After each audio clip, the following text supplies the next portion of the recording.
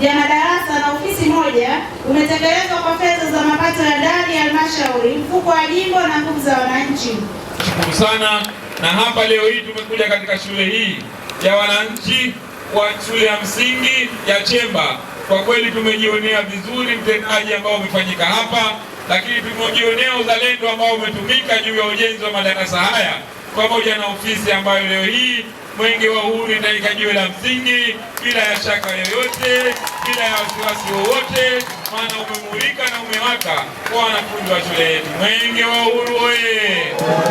Wanachemba oye! Ndugu wananchi na ndugu viongozi, kwa kweli Mwenge huu wa Uhuru unaendelea kuonyesha matumaini na upendo pamoja na heshima katika maeneo yetu.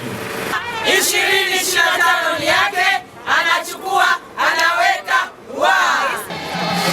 Ismaili Usi wewe! Mkuu wa wilaya yetu ambaye anakaimu kwenye wilaya yetu ni Hakimu oye! Mkurugenzi wetu Hassan Juma oye!